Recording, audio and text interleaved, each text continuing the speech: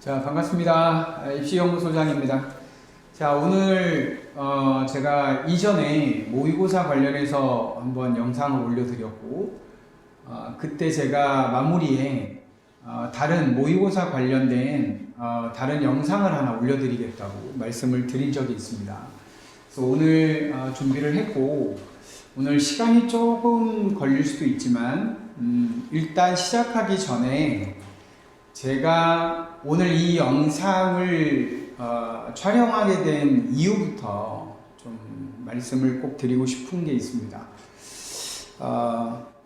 일단 재학생들도 그렇고 뭐 재학생이 아닌 친구들도 있겠지만 제가 이렇게 아이들 상담을 하는 과정에서 좀 많이 아쉬웠던 것 중에 하나가 뭐냐면 본인의 어떤 문제점 또는 본인이 어떤 부분에 조금 더 주력을 놓고 학습을 해야 하는지 그런 조금 부분들이 좀 부족하다. 그냥 막 문제를 풀어가고 이런 컨텐츠를 해야 된다라는 것, 또 기출 막 이렇게 풀어내고 이런 거에 너무 대부분 학생들이 좀 주안점을 두고 있지 않나. 근데 제가 오늘 드리고 싶은 말씀은 적어도 우리 고3 학생들 기준으로 보면 1학기가 끝나는 8월 그 이전까지는 일단 양적인 부분보다는 내용적인 측면에서 뭔가 좀 의미 있는 시간들을 학습적인 면에서 만들었으면 좋겠다. 그 중에 하나가 모의고사 분석과 관련된 내용들을 조금 제가 오늘 준비를 했습니다. 그래서 이 내용들을 좀 보시고 자녀분들께 어떤 식으로 모의고사를 보고 점검을 해야 되는지 그런 부분들 좀 얘기를 해주셨으면 좋겠고, 참고로 말씀을 드리면 아마 조만간 4월, 제가 지금 이 영상을 촬영하고 있는 날이 3월 31일인데 모의고사도, 교육청 모의고사도 한번 진행을 했고, 오늘 제가 모의고사 관련된 내용은 교육청 그 자료는 아닙니다만은 또 우리 재수생들은 또 사설 모의고사를 보니까 그거를 토대로 일단 자료는 만들었지만 내용 오늘 문제 해설 강의가 아니니까, 그래서 저런 식으로 모의고사 분석을 하라는 거구나 라는 측면의 도움을 좀 받으셨으면 좋겠고, 4월부터 커넬학원에서 다시 입시교실 2기 부모님들 모시고 진행을 합니다. 1기 때에는 이제 정말 개념적인 어떤 측면이 조금 강조를 한 그런 부분들이라면 이제 2기 때는 개념적인 것도 물론 말씀드리겠지만 조금 실제적인 그런 내용들을 가지고 찾아뵈려고 합니다. 그래서 그런 부분들 많이 좀 오셔서 같이 내용 들으시고 또 궁금한 거 있으시면 질의응답 통해서 또 같이 궁금한 것들 해결하시는 시간으로 가주셨으면 좋겠습니다. 자, 조금 강의실을 제가 좀 옮겨서요. 화면 좀 더 잘 보이실 수 있게. 잘 보이시죠? 네. 자, 모의고사 분석 활용법입니다. 물론 제가 준비한 건 오늘 국어하고 수학 위주로 준비를 했지만 다른 과목도 역시 마찬가지.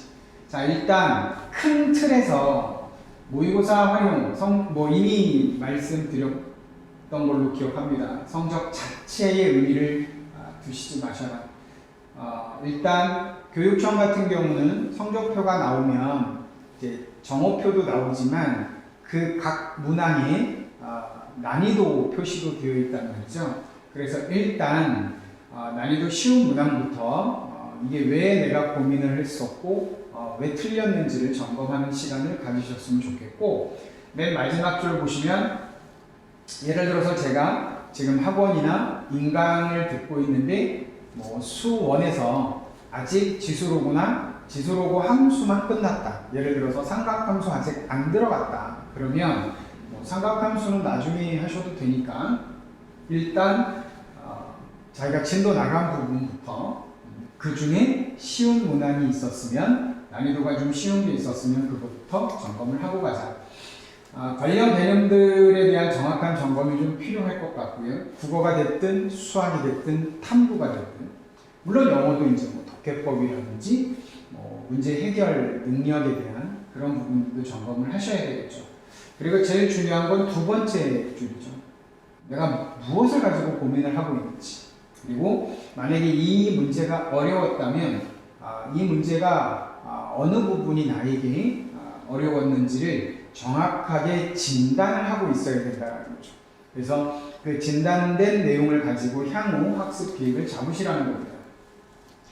자, 제가 방금까지 저 위에 보시면 이제 여기 모의고사 활용법이라고 이제 메모를 했는데, 지금 요 화면에서는 학습 활용법이라고 얘기를 했습니다. 그러니까 단순히 이제 모의고사의 측면으로 끝나는 것이 아니고 전반적으로 학습에서, 만약에 우리 지금 많은 학생들이 기출을 풀고 있을 거란 말이죠. 뭐 자이스토리가 됐든 마더텅이 됐든 많은 마달 이런 것도 있고. 자, 근데 중요한 건 뭐냐면 기출을 어떻게 활용하고 있는지도 반드시 체크를 좀 하셔야 됩니다. 그냥 정해진 분량을 시간 재고 풀고 답 맞추고 답의 근거를 찾고 오답 분석하고 그렇게 끝나는 것이다. 제 생각은 그렇지 않기 때문에 이 말씀을 드리는 거예요. 심지어는 많은 학생들이 그렇게 또 활용을 하고 있다는 거죠. 기출은 이미 수능이 됐든 교육청이든 뭐 평가원 기출이 됐든 어쨌든 문제의 질적인 측면에서는 뭐 좋은 자료이니까, 그럼 그 좋은 자료를 어떻게 활용해야 되느냐.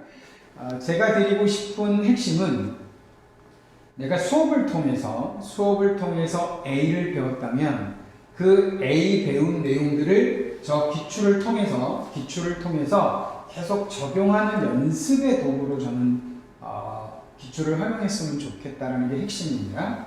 그 다음에 EBS 연계 규제는 어떻게 활용하고 있는가? 역시 마찬가지죠. 연계라는 의미의 포인트를 두시는 것이 아니라, 어쨌든 뭐 우리가 수능을 준비하는 데 있어서 수능 대비서로 좋은 교재니까 거기에 나와 있는 교재를 거기 나와 있는 개념 설명이라든지 거기에 나와 있는 뭐 문제라든지 이런 부분들을 앞서 말씀드렸던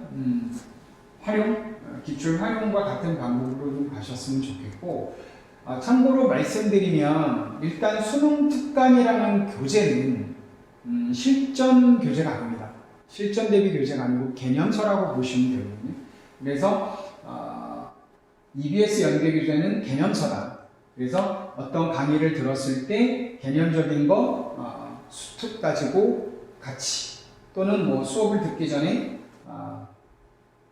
수특에서 개념적인 걸 먼저 강의를 듣든 아니면 혼자서 한번 정리를 해보든 그런 식으로 활용을 했으면 좋겠다. 그리고 맨 마지막 줄은 성적 자체 때문에 고민하지 마셔라. 적어도 1학기 끝날 때까지는 내가 왜 이렇게까지 수업을 들었는데, 이렇게까지 공부를 했는데 왜 등급이 계속 잘 안 나오지? 이런 고민하지 마시라는 거예요. 다시 말씀드릴게요. 이 고민을 하실 게 아니고 앞서 말씀드렸던 이런 부분들, 앞서 말씀드렸던 이런 내용들, 그런 내용들을 중심으로 해서 고민을 하셔라. 그리고 고민했던 성적이 아닌 내용적인 측면에서 고민한 부분들은 반드시 여름방학 기간에 완성도를 좀 만드셔야죠. 결과물을 좀 만드셔야 됩니다. 자, 제가 이제 저 위에 과목별로 조금 나눠봤습니다. 국어학습법인데, 일단 제일 첫 번째 제가 핵심을 두고 싶은 얘기가 바로 첫 번째 줄입니다. 첫 번째 줄에 글을 제대로 읽는 방법을 알고 있는다 라는 겁니다. 자, 조금 의아해하실 수도 있을 것 같아요. 아니 뭐 그거 우리 글 읽는데 그걸 뭐 못 읽는 애가 어디 있겠습니까? 중요한 포인트는 뭐냐면, 수능에서 우리에게 제시하고 있는 글을 제대로 시간 안에 풀어야 되는 거니까, 시간 안에 또는 주어진 문제를 해결하기 위해서 글을 읽어야 된다는 거죠. 그냥 신문 읽듯이 읽는 것이 아니라. 그래서 시험을 위한 글, 이 글을 제대로 읽을 줄 아는, 그러니까 본인이 그런 부분들을 좀 감지를 하고 있어야 되는 거예요. 그러니까 읽었는데 무슨 말인지 모르겠다. 읽었는데 앞에 내용이 기억이 안 난다. 내용은 이해가 됐는데 선택지하고 매칭이 잘 안 됐다라든지 뭐 등등등. 그건 결국은 근본적인 독해법이 제대로 안 되고 있다는 거거든요. 그러니까 그런 부분들을 좀 파악을 했으면 좋겠고요. 의미적 연결관계를 요거는 제가 국어에 대해서는 이따가 모의고사 분석대자 지문을 좀 갖고 온 게 있거든요. 그때 같이 말씀을 드리겠습니다. 그래서 지금 현재 막 기출 풀어 제끼고 어떤 선생님 막 과제 풀고 있고, 그러니까 일주일에 막 뭐 한 번씩 끝내고, 자 이런 식의 흐름을 가지고 있는 학생들이라면 조금 스텝을 조금 조율하실 필요가 있습니다. 그러니까 문제를 풀어가는 어떤 속도와 양이 아니고 앞서 말씀드렸던 내용들을 바탕으로 해서 차근차근히 하나씩 해결, 대안을 마련하면서 가자. 맞은 문제라도 고민한 흔적은 꼭 점검하시기 바라겠고요. 틀린 문제는 정확한 근거를 찾아야 됩니다. 내가 뭘 잘못 생각해서 얘를 오답을 체크했는지, 그러면 왜 실제 정답은 저런지, 그것도 이따가 오답 분석 노트를 통해서 말씀드리겠습니다. 수학 보시는 바와 같이 각 단원별 개념을 정확하게 공부하고 있는지. 자, 근데 여기 보시면 제가 3줄 적어놨는데 각 단원별 개념을 정확하게 공부해야 된다라고 마침표를 찍은 게 아니고 물음표를 찍었단 말이에요. 배운 개념을 문제에 잘 적용하고 있니? 물음표. 혹시 개념 먼저 보고 나중에 문제를 풀고 있진 않니? 전부 제가 물음표를 찍어놨단 말이에요. 자, 이 물음표를 찍었다라는 건 뭐냐면 이 부분들을 우리 학생들이 좀 점검을 잘 하셔야 된다라는 거예요. 첫 번째 다시 말씀드릴게요. 단원별 개념을 정확하게 공부하고 있느냐라는 거예요. 그러니까 이 문제를 풀기 위한 기본적인 개념의 내용이 뭐냐라는 거죠. 그래서 이 내용이 나오는 거예요. 항상 개념과 문제를 이원화해서 생각하는 학생들은 후반부에 가서 굉장히 힘들어집니다. 심지어는 앞에서 틀리지 않았던 유형의 문제를 틀렸을 때 다시 개념으로 돌아가는 학생들이 있는데, 뭐 돌아갈 수 있겠죠. 그런데 문제는 본인이 거기서 심리적으로 붕괴가 돼요.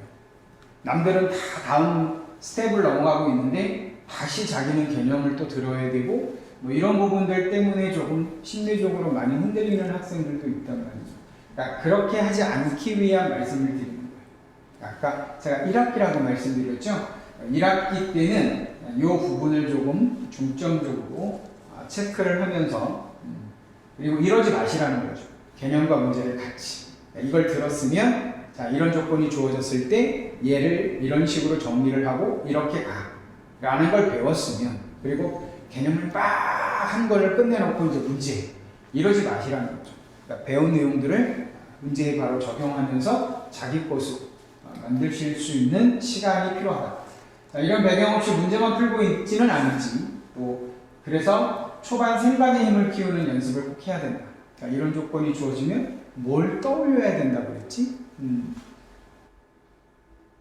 이런 범위가 주어지고 이런 조건이 주어지면 어떻게 얘를 처리하라고 했지? 뭐 이런 것들을 연습을 하셔라. 그리고 내 것으로 만드는 과정이 필요합니다. 그러니까 당장 그것이 내 것으로 확실하게 구축이 되지 않았는데 성적이 안 나온다고 고민한다? 이건 어글 성적이죠. 이건 욕심인 거죠. 저는 심지어 이런 말도 했어요. 사기치지 말라고. 너 자신에게 사기치지 말라고 그랬어요. 내가 작년에 비해서 이만큼 더 공부했다고 해서 결과가 이만큼이 바로 나타날 거라는 생각을 왜 하고 있냐는 거죠. 네. 그런 생각은 다 배제하시고 이런 부분들을 계속 구축해 가자. 자, 실제로 사설 모의고사를 본 제가 이제 근무하고 있는 학원의 저희 반 학생 또는 다른 반 학생 분석 노트를 좀 제가 달라고 해서 조금 의미 있는 해설이 있는 것들을 가지고 와봤습니다. 지금 해설 강의하는 거 아닙니다. 그리고 저는 국어 수업을 했던 사람인지 수학은 잘 모르겠습니다. 그런데 핵심은 뭐냐면, 자, 구등식, 로그 2의 저런을 만족시키는 정수 x의 개수는 그랬단 말이에요. 그랬을 때, 자, 우리 학생이 여기서 보시면 로그의 진수 조건이라고 써놨습니다. 그리고 그 조건을 이렇게 표시를 했고, 거기에 따라서 이렇게 자기가 다시 정리를 해본 거예요. 관련 개념이 뭔지. 저런 조건이 주어지니까 이걸 떠올려서 이제 이렇게 출발을 해서 계산을 하고 그래서 답을 이제 내는 거잖아요. 자, 그런데 실제로 이 사설 모의고사의 해설지를 보면 저렇게 표현이 되어 있습니다. 제가 빨간 밑줄을 해놨죠. 이해 능력이고 지수함수와 로그함수 문제인데 진수 조건에 의하여 12-x의 제곱은 0보다 크므로라고 되어 있단 말이에요. 그래서 x는 12가 아니고 뭐 이런 식으로 나오잖아요. 근데 여기서 중요한 게 뭐냐면 진수 조건에 의하여라고 하는 표현이 있단 말이죠. 아까 이 친구가 처음에 쓴 게 로그의 진수 조건이라고 쓴 거죠. 그러니까 이 문제를 맞고 틀리고가 중요한 게 아닌 거예요. 그러니까 다시 앞에 문제, 저런 유형의 문제가 나오게 되면 진수 조건이라고 하는 걸 먼저 떠올려서 그래서 어떤 조건을 먼저 해결하고 풀이 과정을 통해서 답을 구해야 되는 거구나. 그러니까 이런 어떤 과정들. 자, 다음 문제 볼게요. 조금 더 복잡해 보이죠? 자, 시그마 해갖고 뭐를 만족시키는 상수 피해 값을 구하시오라고 되어 있습니다. 자, 그랬는데 학생은 시그마 계산을 합니다. 그래서 이제 이렇게 됨으로 이렇게 나왔고 이렇게 됨으로 얘가 답이다. 자, 이렇게 이제 이런 과정을 한번 쭉 이제 써본 거예요. 근데 제가 관련 개념이라고 이게 관련 개념일 수도 있겠지만 저희가 아이들한테 나눠준 그 분석 노트에는 한 문항에 대해서 앞에서 보셨던 관련 개념 쓰는 난도 있고 다른 풀이를 써보는 난도 있단 말이에요. 그러니까 이거는 뭐 개념일 수도 있고 다른 풀이가 될 수도 있겠지만 중요한 건 뭐냐면 우리 학생들은 이 문제를 풀기 위한 개념과 그리고 혹시 또 교육청이나 평가원은 뭐 EBS 들어가면 해설 강의가 있으니까 본인이 푼 풀이의 과정, 그러니까 처음 도입부터 해서 끝날 때까지 이 전체 과정 본인이 푼 거하고 선생님이 실제로 풀어주시는 처음 도입부터 끝까지 그거를 같이 써서 한번 비교를 해보는 과정이 필요하겠다는 거예요. 실제로 답안지는 이렇게 되어 있습니다. 얼추 뭐 비슷해 보이는 것 같긴 해요. 시의 표현이 조금 다르긴 하지만 이 부분이 지금 저 밑에서 나타나고 있는 거고. 그래서 이제 17이다 이런 식으로 나오고 있죠. 자, 등비수열 문제고요. 여기서부터는 이제 뭐 확통이나 이런 친구들은 이제 해당사항이 없겠지만, 자, 첫째 항이 3이고 공비가 아닌 등비수열 AN에 대해서 리미트 외의 값을 구해라 이랬단 말이죠. 첫째 항을 줬고 공비까지 줬단 말이죠.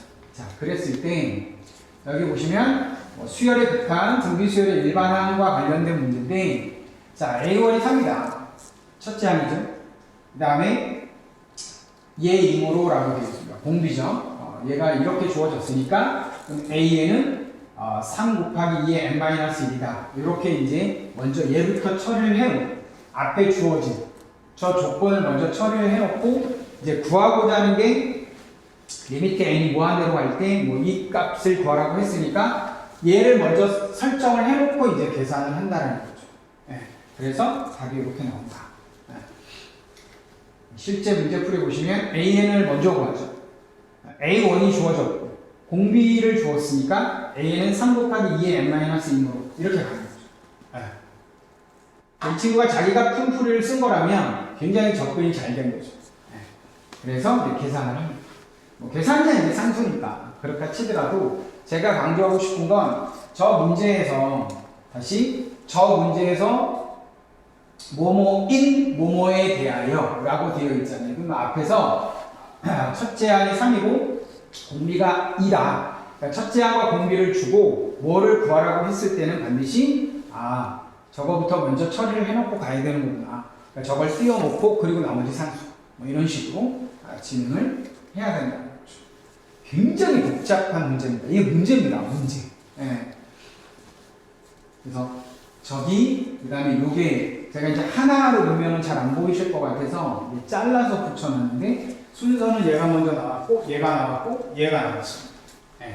그래서 이제 요 안에 있는 뭐 내용들을 구해가지고 하는 건데, 자, 어떤 학생 거 정리한 거예요. 설명은 안 할게요. 저도 봐도 모르겠습니다.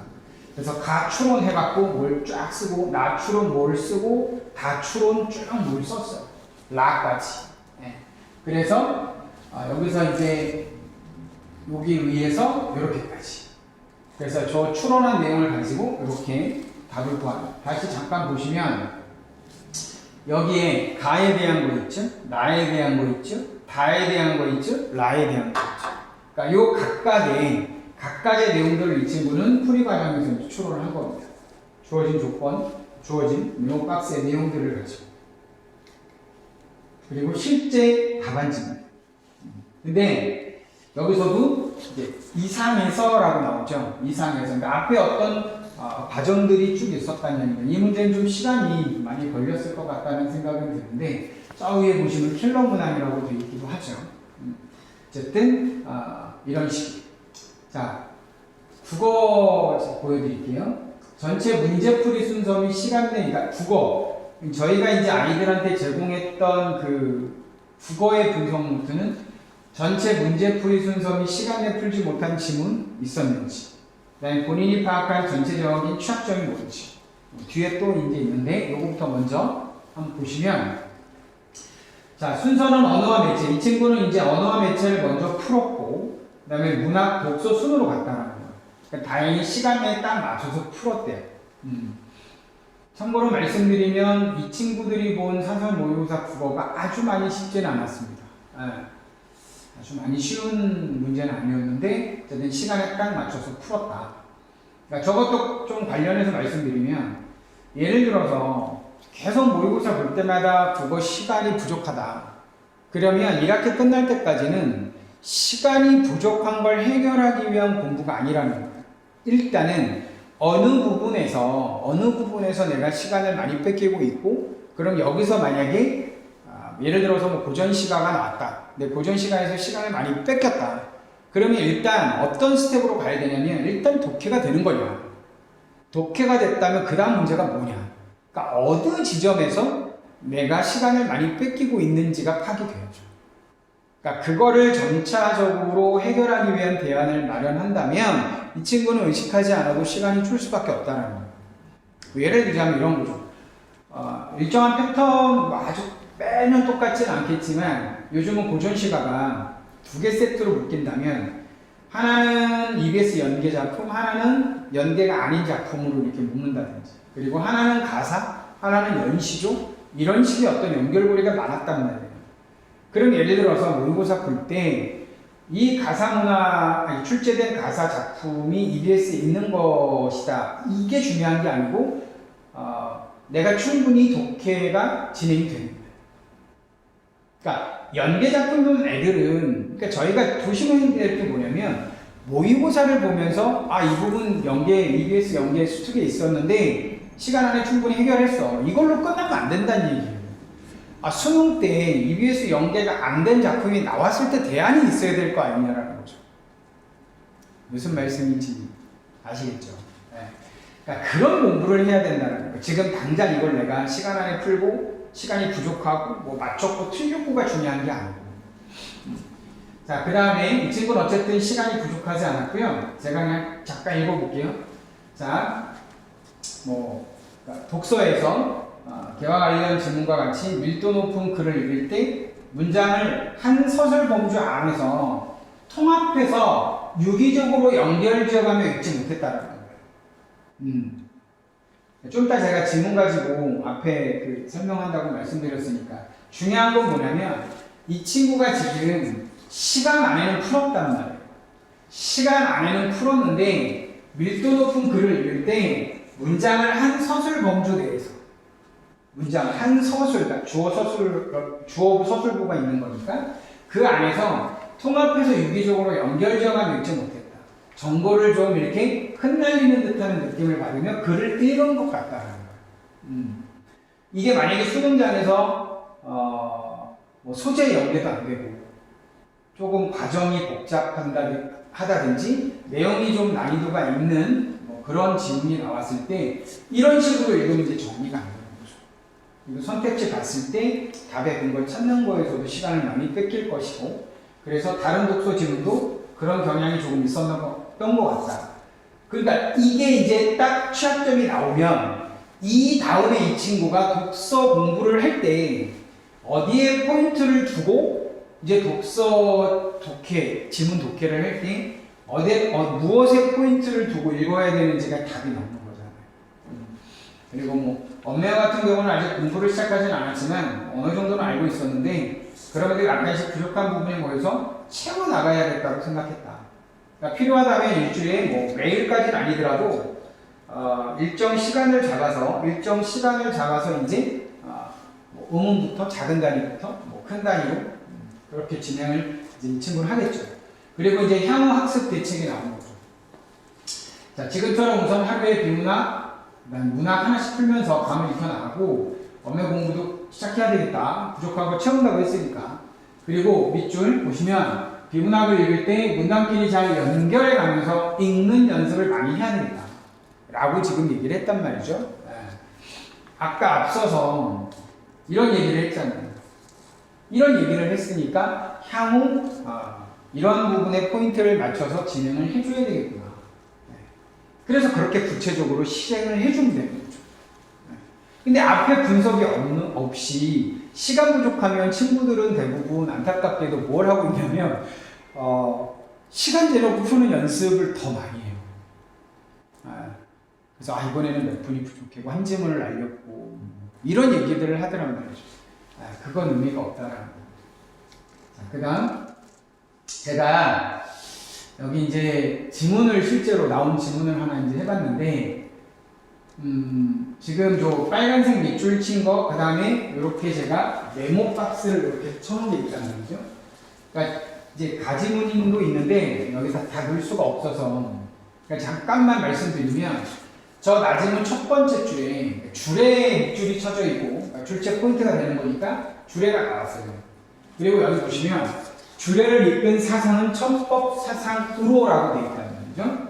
천법사상이라는 단어가 나왔고 그리고 여기 보시면 범신론적 자연숭배를 배척하고 숭배의 대상을 하늘로 일원화 했다. 그래서 천법사상을 수립했다라고 얘기를 하고 있단 말이죠. 자, 이미 첫 번째 주례는 천법사상이라는 얘기를 했어요. 그럼 저게 뭐지?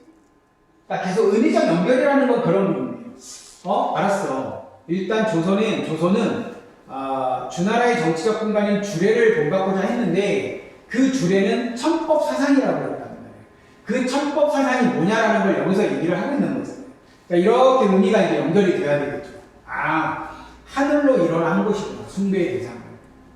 근데 하늘로 일어나기 전에 가지고 있었던 그러니까 배척해야 된 대상은 범신론적 자연숭배였다. 자, 그리고 이제 쭉 이어져 나갑니다. 자, 글을 읽을 때 천법사상을 수립했다고 했고 그리고 단락에 넘어가면서 성리학적 한정주의를 구현했다라는 말이 나온단 말이에요. 조선은 주례에 기반한 원칙을 법제화했다. 그러니까 여기까지 내용은 이미 앞에서 나온 거잖아요. 그래서 그 다음 나온 게 뭐냐면 이렇다고. 그러니까 지문도 스텝을 밟아가면서 정보를 우리한테 주고 있는 거니까. 그래서 여기서 나온 이제 여기 요 네모 박스에 걸려 있는 게 니은이라는 거죠. 그러니까 저 기억이라고 하는 놈은 계속 연결이 되고 있어요. 어차피 얘도 주례부터 나온 거니까. 주례 연결해서 나온 거니까. 근데 여기선 없었던 이 성리학적 한정주의를 구현했다 해서 니은이 나왔다. 근데 두 가지가 나오잖아요. 예주법정하고 성법형의 원칙 두 개가 나왔으니까 두 개를 이제 함의교형으로 놓고 각각의 이제 함의 특징들을 이제 정리를 해야 되겠죠. 그래서 여기 보시면 예주법정은 하고 나오고 있고, 그죠? 그 다음에 성법형은 그러니까 여기서 끊어놓고, 그럼 여기서의 흐름, 여기서의 흐름. 그게 그 이 두 개의 내용이 다 여기에 포함이 되는 거죠. 그리고 얘네들은 어디서부터 나오는 주례였던 거죠. 주례는 이 사상이었고. 그러니까 애들이 저렇게 뭐 네모 박스 치고 한번 자녀분 그 교재 같은 거 한번 봐보세요. 체크 정말 잘 해놨어요. 예쁘게. 근데 의미적 연결이 안 돼요. 네. 그러니까 너무 기술적인 것만 배우고 있다? 이런 느낌도 있다는 거죠. 네. 그래서 뭐 이제 여기 다시 정도전 성에 보시면 성리학적 한정주의 또 나오죠. 제가 뭔지는 저기서 나왔잖아요. 주례를 기반으로 해서 왔고 여기서 다시 두 개로 나눠줬고 그 내용까지를 다 포괄하고 있는데 그거를 정도전을 비롯한 성리학자들이 또 확인할 수 있대요. 저 사람들이 고안한 제도. 그러니까 계속 연결이 되고 있는 겁니다. 그럼 정도전 안에서 또 포인트가 있겠죠. 그리고 요 뒤에는 없지만 여기 이제 다른 내용들이 또 나옵니다. 여기에서도 확인이 될 수 있다. 이런 식으로 또 얘기가 나오니까 그런 어떤 아까 우리 다시 조금 복잡하지만 앞으로 다시 돌아가 볼게요. 이 친구가 뭐라고 얘기했죠? 앞에서 문장을 한 서술 범주 내에서 통합해서 유기적으로 연결해가며 읽지 못했다. 다른 독서도 그런 것 같다. 라고 얘기를 했고요. 그래서 향후 학습 대책에서 이 얘기를 한 거예요. 문단기. 그러니까 한 문장부터 해서 한 단락, 그리고 단락. 네. 그런 것까지 잘 연결해가면서 읽는 연습을 많이 해야 되겠다고 얘기를 했단 말이죠. 지금 방금 말씀드렸던 요게 이제 앞에 저 애들이 조금 틀렸던 문제들인데 3점짜리 문제고 그래서 이 친구가 실제로 이제 정리를 해놓은 거예요. 자, 왼쪽은 단락별로 이제 한번 정리를 해본 거고요. 여기도 마찬가지고. 네. 저게 원래 이렇게 길게 되어 있는데 잘 안 보일 것 같아서 두 개로 이렇게 잘 끊어서 지금 붙인 겁니다. 그러니까 각 단락별로 지금 내용들을 한번 자기가 흐름을 한번 정리를 해본 거예요. 자, 여기서 포인트입니다. 제가 여기 보시면 자신의 정답과 근거라는 게 있고요. 고민한 선택지와 근거가 있고요. 실제 정답과 근거라는 게 있습니다. 그렇죠? 자신의 정답과 근거. 나는 얘가 이러이러하다고 생각해서 이렇게 답을 체크했어. 그런데 다른 선택지에서 이런 것이 아닌가라고 고민을 했어. 근데 보니까 실제 정답의 근거는 이렇더라. 그러니까 저 과정이 필요하다. 그래서 제3중심 정치체제 결합이 바람직하지 않았다고 생각을 했다. 고민한 선택지는 명령이 아니라 법이라고 착각했다. 이게 앞에 가지문에서 법하고 명령을 두 개로 나눠놨거든요. 그 나누는 내용을 나지문에 이제 밑줄 기역 니은 디귿에 연결하는 문제였습니다. 그래서 저 위에 보시면 정보간 비교 이해라고 되어 있죠. 그걸 착각했다는 거예요. 실제 정답과 근거도 이렇게 정리를 해놨고요. 자, 요거는 실제 해설지에 있었던 겁니다. 슬럼나무, 그죠? 실제. 보세요. 니은은 주례에 기반한. 네. 아까 잠깐 기억나시죠? 주례로부터 시작해서 성리학적 나오고, 거기서 다시 두 개로 나눠지고, 정도전으로 넘어가고, 뒤에 또다시 이제 경국대전까지 넘어가고, 뭐 이런 흐름이 있었단 말이죠. 기반했죠? 네. 그런데, 통치체에 관해 규율을 하는 것이 아니므로 법과 같은 아까 이제 학생이 법과 명령 헷갈렸다는 것은 성격을 지닌 것이라고 볼 수 없다라고 되어 있죠. 그래서 고대 아테네의 법은 제정되거나 개정될 수 없는 절대적인 것이라고 했다. 그래서 이거는 틀렸다 뭐 이렇게 되는 거예요.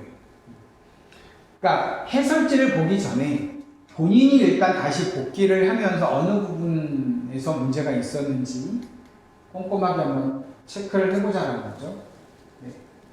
요거는 이제 3번과 4번에 대한 해설 내용입니다.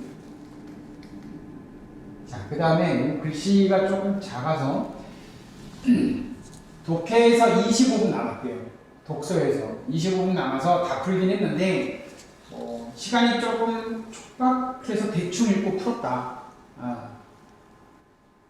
그러니까 아마 어떤 친구는 뭐 30분 정도 남겨놓고 또는 뭐 35분 남겨놓고 좀 극단적으로는 40분 정도 남아있는 상태에서 독서로 들어가야 되는데 이 친구는 독서 딱 들어가려고 시간을 봤더니 25분밖에 안 남았다는 거예요. 그래서 다 풀긴 했대요. 어쨌든. 근데 시간이 촉박해서 대충 읽고 풀었다라는 거죠. 그러니까 저는 여기서 한 가지, 이 친구는 사실 제가 맡고 있는 담임반 학생은 아니지만 저는 이 말씀을 꼭 드리고 싶어요. 뭐냐면 모의고사 볼 때 시간 안에 풀겠다고 덤비지 않았으면 좋겠다라는 거예요. 일단은 만약에 시간이 부족해서 두 지문을 날리는 한이 있더라도 내가 수업 때 그리고 평소에 공부했던 패턴대로 일단 시험을 보는 게 중요하다. 그러니까 수업 기껏 A라고 듣고 복습도 A로 했는데 시간이 부족해서 B로 풀어버리면 A가 의미가 없어지는 거예요. 그리고 내가 수능장에 가서 궁극적으로 딱 완성을 시켜서 이걸 가져가야 되는데 중간에 시간이 쫓긴다고 해서 내가 공부했던 패턴을 잃어버리면 이게 누적의 힘이 생기지 않죠. 그러니까 자꾸 성적에 예민하게 반응을 해서 그래요. 그러니까 그 전제가 빨리 없어져야 돼요. 자, 그 다음에 취약점. 문학에서 너무 오래 걸렸다. 그러니까 독해 들어가려고 했는데 그러니까 이 친구도 역시 선택, 문학, 독서를 풀었다는 계산이 나오는 거죠. 문학에서 너무 시간이 오래 걸렸다. 그런 것들. 그 다음에 문학에서 시간을 오래 쓴 만큼 다 맞아야 하는데 선지를 잘못 봐서 또 틀리기도 했어요. 네. 선지까지 또 잘못 본 것도 있대요. 급하니까 그렇겠죠. 네. 그래서 향후 학습 대책 선지를 꼼꼼히 보도록 끊어읽기. 그러니까 되게 선지가 이렇게 단어 중심으로 나오진 않으니까 그러니까 뭐뭐를 통해 끊어놓고 그 다음에 뭐뭐 한다. 뭐 이렇게 끊어서 알겠다. 시간 한번 줄여보겠다. 그 다음에 독서 연습을 더 하겠다. 그러니까 이 친구는 아직도 시간에 대해서 조금 예민한 반응을 보이고 있다. 초반이라서 그런지 모르겠지. 자, 제가 요거는 이제 우리가 독서의 본질이라는 1번, 3번 세트에서 나오는 내용인데 얘도 마찬가지예요. 제가 일단 표시를 좀 해볼게요. 자, 잠깐 보시면 저 위에 두 번째 줄 정도 보시면 세 번째 줄 정도 보시면 이들을 파악하는 것만으로는 독자가 독서를 충분히 했다고 할 수 없대요. 그러니까 충분히 이것 갖고는 A 갖고는 충분히 독서를 했다고 볼 수 없어. 그러면 다음에 나올 게 뭐겠어요? 그래서 B가 있는 거야 라고 얘기가 나오겠죠. 그래서 필자의 생각을 넘어서서 독자가 자신만의 생각을 구성하는 것이 중요하다. 그걸 뭐라고 했다? 창조적 이해라고 했다라는 거예요. 그러니까 이 지문의 키워드는 창조적 이해인 거예요. 그럼 창조적 이해가 왜 나왔느냐라는 거죠. 뭐가 부족하니까 충분하다고 볼 수 없습니다. 그러면 뭘 했길래 충분하지 못해? 이 둘. 그 둘은 뭔데? 전자, 부자. 그게 첫 번째 줄에 있었죠. 네. 그러니까 시험 볼 땐 사실은 저 앞에 밑줄이 쳐줘야 될 이유가 없는 거죠. 중요한 거거든요. 얘가 나온 배경이구나. 창조적 이해가 이래서 나왔다라는 거구나. 그래서 여기 엉뚱하고 기발한 독해를 의미하는 것은 아니다 그랬으니까 굳이 밑줄 쳐야 될 이유가 없죠. 그럼 뭔데? 봤더니 이 밑줄부터 해서 이제 다 칠 수는 없어서 그냥 그러니까 그런 핵심 포인트를 잡아가면서 독해할 수 있는 것들이 필요하다. 그래서 체크를 좀 해드리면 일단 첫 번째 단락에서 키워드는 창조적 이해라고 했고 그 다음에 여기 보세요. 창조적 이해는 기존의 생각을 디귿돌로 해서 글의 내용을 비판하고 넘어서는 과정에서 생겨날 수 있다라고 했죠. 이런 과정에서 생겨날 수 있대요. 창조적 이해가. 그래서 먼저라는 표지가 나오는 거고 그리고가 나오고 그런 후에가 나오는 거예요. 네. 왜 이런 표현들이 나오는지도 이해를 할 수 있어야죠. 뭐라고 그랬어요? 글의 내용을 비판하고 넘어서는 과정에서 생겨날 수 있다. 그러니까 여기는 과정의 포인트를 두고 독해를 해줘야 된다는 거죠. 그런 게 그려지면서 지문은 독해를 해줘야 될 필요성이 있다는 거예요. 그러니까 결국은 저런 흐름으로 연결을 해가면서 읽어줬으면 좋겠다. 그 다음에 이쪽 보시면 여기 이제 궁극적 목적이 나왔단 말이에요. 그러니까 목적이잖아요. 그러니까 왜 창조적으로 이해하며 읽어야 되는데? 왜냐하면 현실 문제 해결 방법이 될 수 있거든요. 그리고 여기 보시면 필자의 생각을 독자 자신의 것으로 재구성함으로써 문제 상황에 적합한 해결 방안을 주체적으로 모색할 수 있는 것이다. 그리고 기억이 나왔으니까 당연히 이 재구성의 키워드가 얘하고 연결이 되겠죠. 네. 그런 식으로. 실제 문제였습니다. 2번 문제였고 보기를 줬죠. 기억과 관련하여 보기를 이해한 내용으로 적절하지 않은 것은 그랬습니다. 그럼 기억이 뭐였는지 다시 한번 보여드릴게요. 여기잖아요. 그러니까 과정 설명하고 나서 넘어왔다면 궁극적 목적이었잖아요. 그래서 현실 문제 해결 방법이란 말이에요. 그 해결 방법을 주체적으로 찾는다에 이 기억이 포함되어 있는 거예요. 제 지배를 받아야 되겠죠. 네. 그래서 그게 뭐 어떻게 살아가야 할 것이냐 이랬다. 어떻게 살아가야 할 것이냐 주체적으로 문제 해결 방법 거기에 다 영향을 받아야 되겠죠. 그걸 가지고 문제를 낸 것이 저거였습니다. 그래서 저 친구 이제 정리를 해본 거고요. 지문의 흐름 정리해 본 거고 여기까지 정리를 해본 거고요. 실제 모르겠지만 남학생인데 남학생답게 썼죠. 아까 여학생 같고 잘 모르겠지만 1, 4, 5가 다 나왔다. 1번, 3번, 4번, 5번이 다 그냥 맞는 것 같다. 그러니까 정확하게 아직 이 친구는 문제 정답의 근거를 명확하게 잡고 이 문제를 맞은 건 아니라는 거예요. 그래서 2번 함부로 여기지 마라. 창조적인 검토 뭐 이런 부분들 때문에 얘가 다르다. 그래서 갑자기 과도하게 해석을 했다. 본인이. 그러니까 중요한 건 이 문제 아직 몰라도 괜찮다니까요. 어차피 저거하고 똑같은 문제 수능이 안 나와요. 그러니까 잘 모르겠지만 그러니까 그걸 내가 이런 부분이 내가 잘 파악이 안 됐구나가 중요한 거죠. 이거 보세요. 이유는 여기 나왔어요. 그러니까 너무 의역 또는 확대 해석을 한 거죠, 본인은. 그래서 이런 부분들 때문에 조금 고민도 많았고 시간도 좀 걸렸다. 3번 문제는 뭐 독서 목록, 활동 이력 선지 이런 내용들을 간단하게 이제 메모를 했습니다. 자, 제가 오늘 앞에 것 쭉 이제 준비하면서 지금 현재 3월 서울시 교육청 모의고사는 봤습니다. 그 다음에 제가 지금 이 영상을 찍는 날 기준으로 아직 경기도 교육청 모의고사는 진행이 되지 않았고요. 지금 이 영상을 보고 계시는 분들은 학교에 따라서 뭐 서울시 교육청을 본 학교 있을 것이고 뭐 안 본 뭐 학교도 있겠지만 그게 중요한 게 아니고 따로 출력해서 볼 수 있으니까 중요한 건 뭐냐면 제가 오늘 마무리하며 말씀드리기 전에 꼭 드리고 싶은 말씀 키워드는 모든 이 잘못된 학습의 방향으로 가는 이유는 첫 번째 이유는 성적 때문이에요. 그러니까 자꾸 모의고사 성적 자체에 예민한 반응을 보이는 순간 본인의 학습의 전체적인 루틴과 패턴이 만들어지지 않는다. 그래서 성적 자체에 의미를 두지 마라.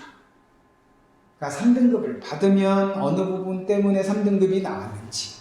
그 다음에 두 번째, 성적 자체에 의미를 두지 마. 두 번째는 자기 점검이에요.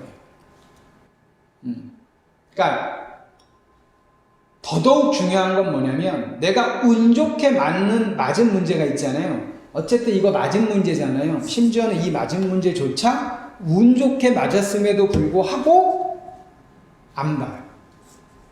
난이도가 있거나 어렵거나 이런 부분들, 이런 문제들 위주로만 자꾸 보려고 하는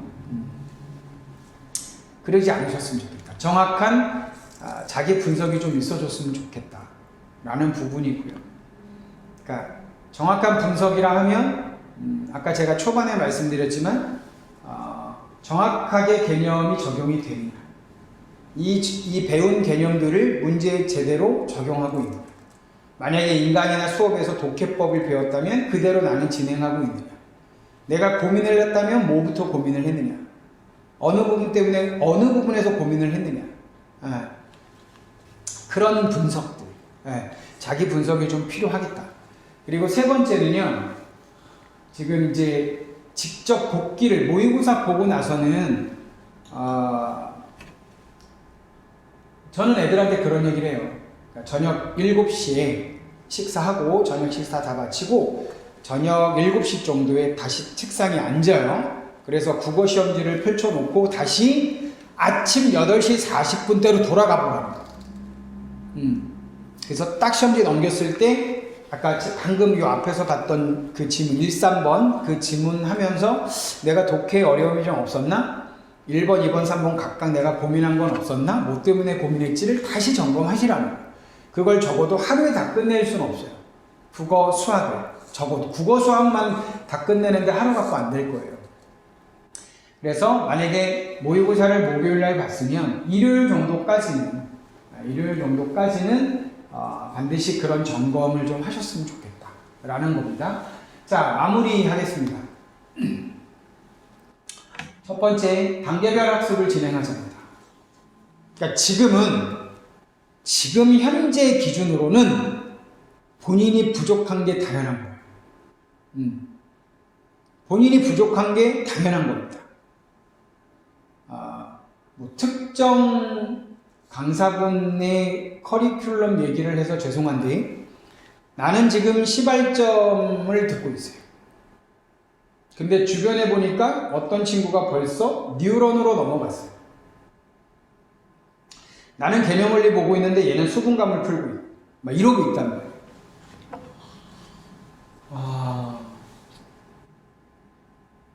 주변의 환경에 영향을 받지 않았으면 좋겠고요. 그러니까 나에 맞는 옷을 입어야 되는 거잖아요. 네. 저 친구가 과연 저 친구의 옷에 맞게 지금 그 단계로 넘어갔는지도 의심스러운 거지만 저 친구가 저렇게 간다고 해서 내가 흔들려야 되는 이유는 전혀 없는 거거든요. 네. 스트레스만 받는 거죠. 그렇게 됩니다. 그러면 이제 핑계거리 찾는 거죠. 집중이 안 된다. 쉬어야 되겠다. 네? 자, 자꾸 이제 핑계거리를 만드는 거죠. 저는 그건 본인에게 굉장히 무책임한 거라고 봅니다. 단계별 학습이라는 건 지금 부족하니까 아직 4점짜리 막 어려운 거 못 풀면 어때요? 괜찮습니다. 중요한 건 난이도 쉬운 것부터 해서 개념 적용이 제대로 잘 되고 있는지. 그래서 3점짜리, 그 다음에 3점짜리 좀 어려운 거, 그 다음에 4점짜리 좀 쉬운 거. 네. 저는 조금 수학이 약하든 국어가 약하든 이 정도 지금 흐름으로 갔을 때 수학으로 기준으로 4점 쉬운 것까지 완성도가 9월 전까지만 저는 끝나도 상관이 없다라는 겁니다. 그리고 나머지 2달 사이에 이제 어려운 것들. 그러니까 도저히 이런 조건이 주어지고 이런 유형의 문제는 손을 댈 수 없다 그러면 안 되면 돼요. 수능장 가서 과감하게 손 놔주면 돼요. 저 상담하면서 되게 웃긴 게 뭐냐면요. 놔! 세 문제 못 풀면 어때? 이러면 그러면 심리적으로 막 그럴 수 있대요. 너는 그러면 수학 목표가 만점이니? 100점을 맞아야 되는 거야? 아니 그것까지는 근데 왜 세 문제 버리는 거야? 그러니까 100분 안에 내가 만약에 25문제를 풀어서 정답률을 높였을 때의 점수와 그걸 시간 안에 풀겠다고 계산 실수하고 틀리고 뒤에 막 풀다가 못 풀어버리고 그래서 풀 수 있는 문제 못 풀고 이래서 받을 수 있는 원점수와 자 극단적으로 동일하다고 칠게요. 전자가 훨씬 더 완성도가 높습니다. 이건 꼭 기억을 해주셨으면 좋겠습니다. 제가 간혹 쓰는 말 중에 8월이 됐는데 다시 개념 강좌를 듣는 것보다는 초반에 난도 있는 문제를 좀 늦게 풀더라도 초반에 개념 강좌 완성도를 높이는 게 훨씬 더 후반부에 가서 단단할 것이다. 자, 초반 성적에 신경 쓰지 말고 나름 정확하게 파악하는 시간을 확보하자. 부족한 거 당연하다고 그랬죠? 따라서 그 부족한 부분을 착실하게 채워가자. 완성은 수능장에서 하시면 되죠. 모의고사에서 뭔가를 결정 지으려고 하지 마세요. 그냥 그건 기분만 좋은 거예요. 며칠 기분 좋은 것 뿐이에요. 고3 학생들이 꼭 기억하셔야 될 게 있습니다. 고3 학생들이 수능까지 포함해서 교육청 모의고사 3월, 4월, 7월, 10월. 그 다음에 평가원 모의고사 6월, 9월. 그리고 수능이라는 거예요. 일단 얘를 경계로 놓고 수능은 얘네하고 질적으로 달라요. 얘는 일단 놔둬봅시다. 요거 혹시 조금 잡음이 생길 수도 있는데 조금만 요거 올려볼게요. 이게 잠시만요. 이게 글씨가 잘 보이실지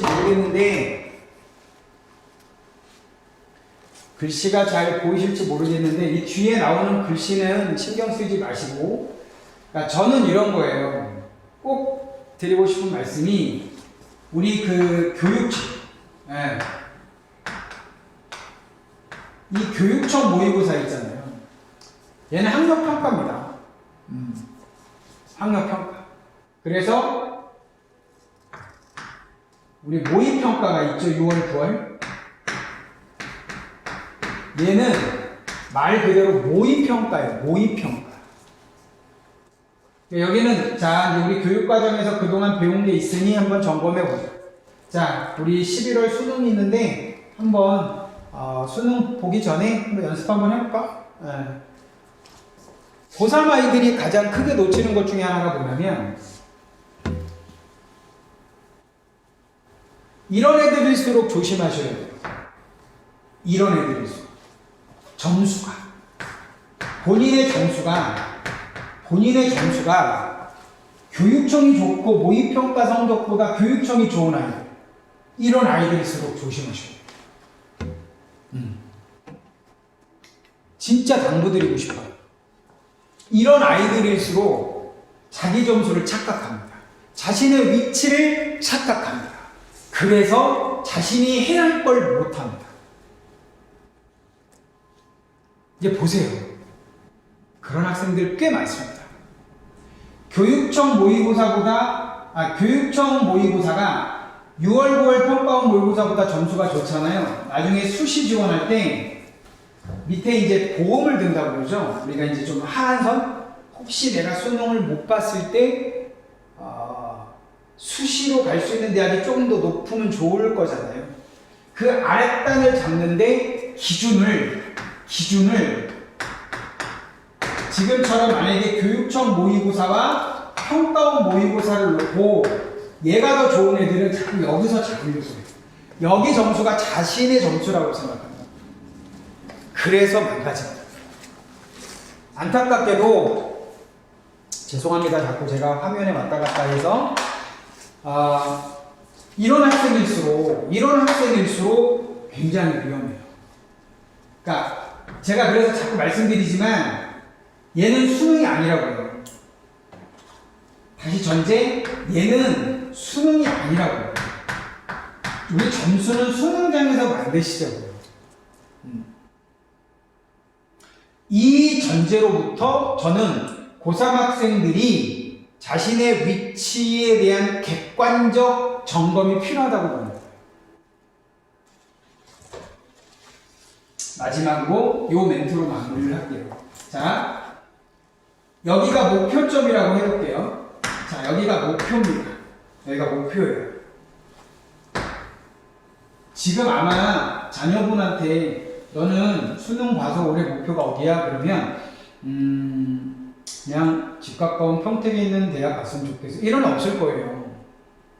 성적에 상관없이 그냥 서울 막 끄트머리라도 막 들어갔으면 좋겠어. 이런 애 별로 없을걸요? 목표는 되게 높아요.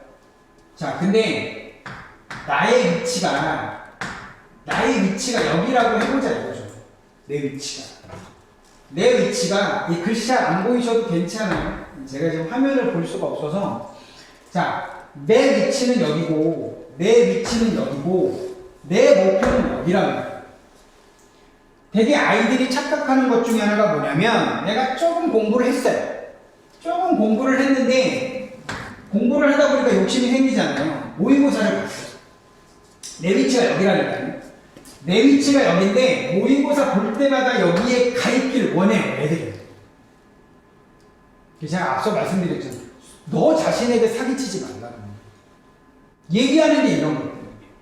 이만큼 공부했다. 이만큼 올라가기를 바라고. 이거 다 의미 없다니까요. 이게 다 의미 없어요. 오히려 이것 때문에 애들이 스트레스를 받아요. 근데 애들이 자꾸 이러는 것은 사실 부모님의 영향도 있긴 해요. 그냥 부모님이 내용적으로 뭔가 아이하고 얘기해 보신 적이 그렇게 많지 않거든요. 자꾸 이제 결과치만 놓고 얘기를 하시니까. 그러니까 이 부분은 부모님들께서도 조금 생각을 좀 해주실 부분은 있는 것 같습니다. 자, 오늘 이 영상의 취지는 이미 다 말씀드렸고요. 모의고사 보시면서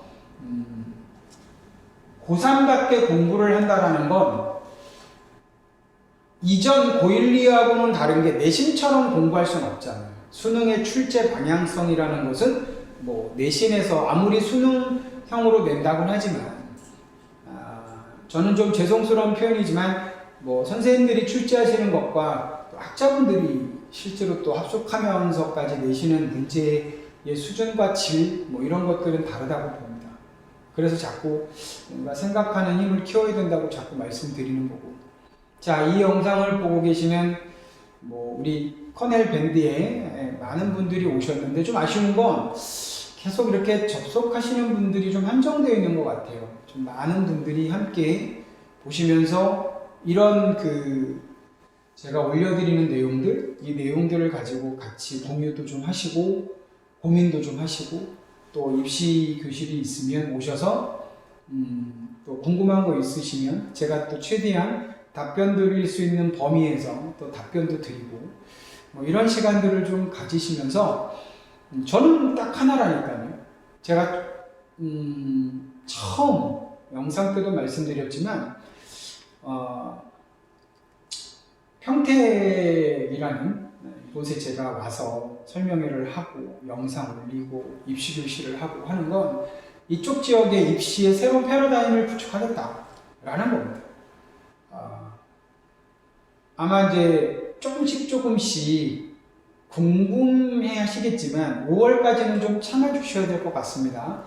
올해 수시 확정안 가지고 제가 이제 5월달 발표 이제 다 나오면 확정안이 나오면 그때 또 현장에서 뵙고 설명회를 할 수도 있고 또 여건이 안 좋아지면 뭐 영상으로도 어쨌든 어떤 매체를 통해서라도 올려드릴 거고 그때쯤이면 입시 결과도 나타나니까 그래서 제가 조만간 아마 이 영상 말고 하나 자료를 올려드릴 거예요.